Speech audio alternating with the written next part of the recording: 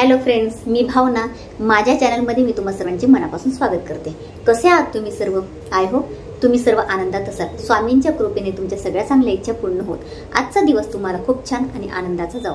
मानवी जीवनात मंत्रांचे महत्त्व हे अनन्यसाधारण दिले गेले आहे. आपल्या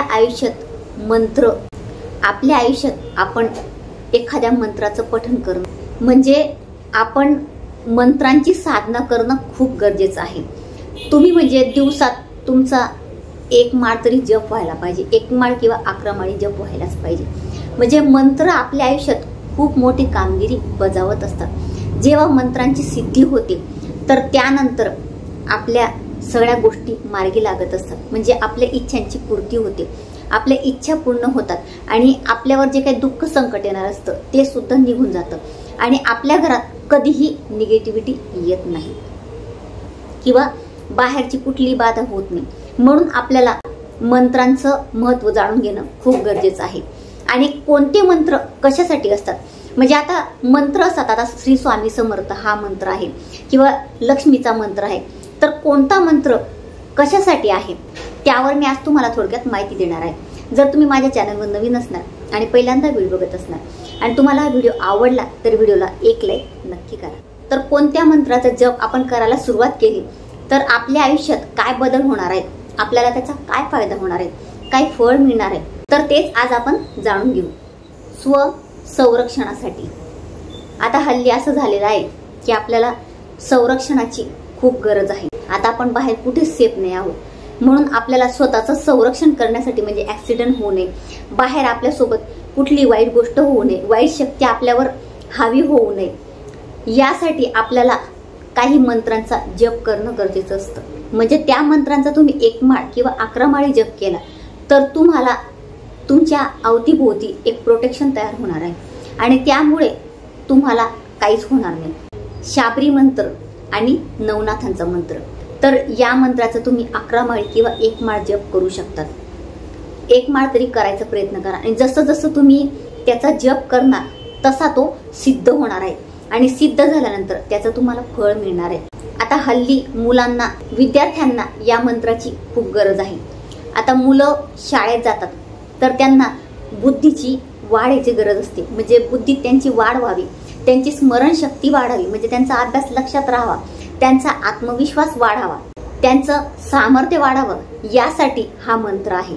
सरस्वती गायत्री मंत्र, गणेश गायत्री मंत्र, सूर्य गायत्री मंत्र आणि शारदा मंत्र. या मंत्राचा 1 माळ किंवा 11 माळी जप केला तरी चालेल किंवा या मंत्रांपैकी किंवा या सगळ्या मंत्रांपैकी 1 मंत्र, 2 मंत्र किंवा 3 मंत्र, जेवढे मंत्र करायचे कमीत कमी 1 मंत्राचा तरी 1 माळ जप करा. म्हणजे सगळेच मंत्र करायचे का तर असं काही नाही.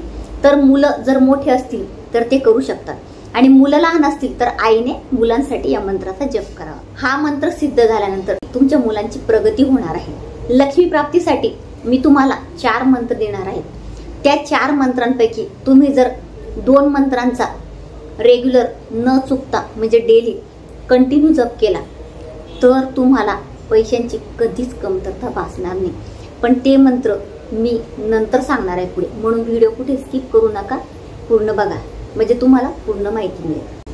आध्यात्मिक प्रगती होण्यासाठी हे खूप महत्वाचं आहे. आपण अध्यात्मात येतो म्हणजे एखाद्याकडून आपण ऐकतो किंवा समोरचा करतो आहे अध्यात्म, तर मीही करावं असं आपल्याला वाटतं की तो इतकं करतो आहे देवाचं, मीही करावं. आपण करतो, परंतु होतं काय की म्हणजे आपलं अध्यात्म कमी पडतं. म्हणजे सुरुवातीला काही जणांचं असं होतं की म्हणजे करायला सुरुवात करतात आणि मग नंतर काय होतं की मध्येच मग कंटाळा येतो की बाबा आता एवढं करायचं. अध्यात्म करणं काही सोपी गोष्ट नाही आहे, खूप मोठी साधना आहे. तर बरेच जण काय करतात की अध्यात्मात येऊन मध्येच थांबतात आणि अध्यात्म तिथे थांबतं. तर त्यामुळे त्यांना पूर्ण त्याचं फळ मिळत नाही आणि होतं काय की म्हणजे मी अध्यात्मात आलो पण काय एवढं करून काय झालं, काहीच झालं नाही. कुठल्याही गोष्टीला आपल्याला थोडा वेळ द्यावा लागतो. प्रत्येक गोष्ट असं म्हटल्याबरोबर होत नाही ना झटपट. तसंच अध्यात्माचं आहे. म्हणजे आपण अध्यात्मात आल्यानंतर हळूहळू आपली प्रगती होती. तर थोडे दिवस आपल्याला देवाची सेवा करायची असते आणि त्यानंतर मंत्र साधना वगैरे यांची सिद्धी होते. ते सिद्ध झाल्यानंतर आपल्याला त्याचं फळ मिळत असतं. म्हणून कुठल्याही गोष्टीत सातत्य असणं आणि स्थिरता असणं खूप गरजेचं आहे. तर अध्यात्मात प्रगती होण्यासाठी दत्त गायत्री मंत्र आणि परब्रह्माचा मंत्र हे 2 मंत्र जर तुम्ही तुमच्या आयुष्यात 1 माळ किंवा 11 माळ याचा जप करायला सुरुवात केली तर तुमची अध्यात्मात प्रगती होणार आहे.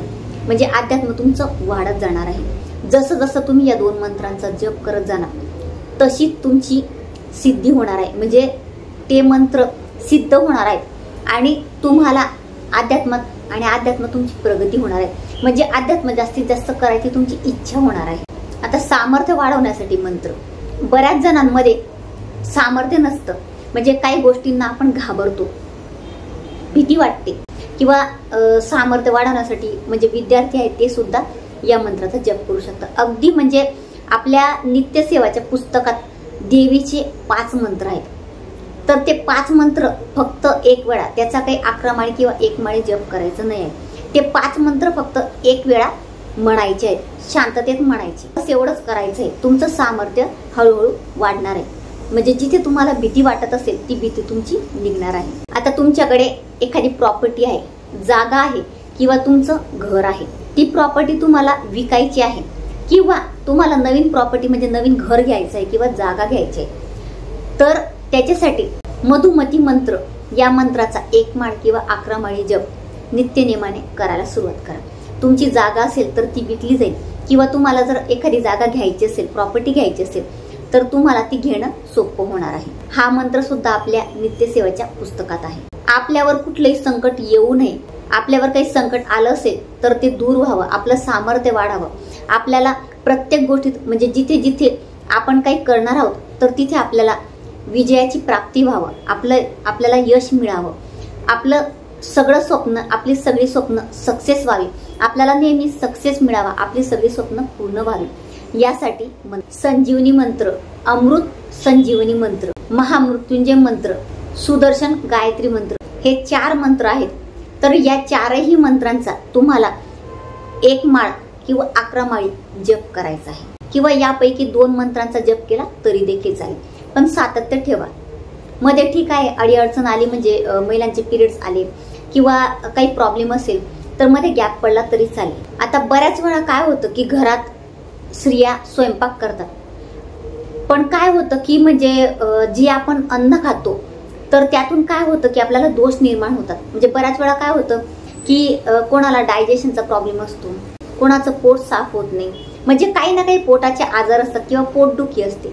म्हणजे त्यांना अन्नातून हे दोष निर्माण होतात. जर असे त्रास तुमच्या घरात असतील पोटासंबंधी तर तुम्ही समजून घ्या की तुमच्या अन्नाला दोष लागलेले आहेत. तर त्यासाठी तुम्हाला काय करायचं आहे, म्हणजे अन्नपूर्णा माता तुमच्यावर प्रसन्न नाही आहे. तुम्ही कितीही चवीचं अन्न बनवा तरी सुद्धा प्रत्येकाला त्याचा त्रास होणार आहे. म्हणजे आपल्या घरातली एखादी व्यक्ती असेल, तुमच्या घरातली तुमचे मुलं म्हणा किंवा तुमचा नवरा असेल, एखाद्याला तो त्रास होणार आहे. तर अन्नाला दोष लागू नये, अन्न शुद्ध व्हावं, त्या दोषांचं निवारण व्हावं यासाठी मंत्र अन्नपूर्णा मंत्र आणि त्रिसुपर्ण सुक्त आणि अन्नपूर्णा मंत्र हे आपल्या नित्यसेवेच्या पुस्तकात आहे. तर अन्नपूर्णा मंत्राचा 1 माळ जप करा किंवा 11 माळी आणि त्रिसुपर्ण सुक्त 1 वेळा तुम्हाला पठण करायचं. कधीही तुमच्या अन्नाला दोष लागणार नाही. आता सगळ्यात शेवटचा आणि सगळ्यांना जो मंत्र हवा आहे तो म्हणजे लक्ष्मी प्राप्तीसाठी.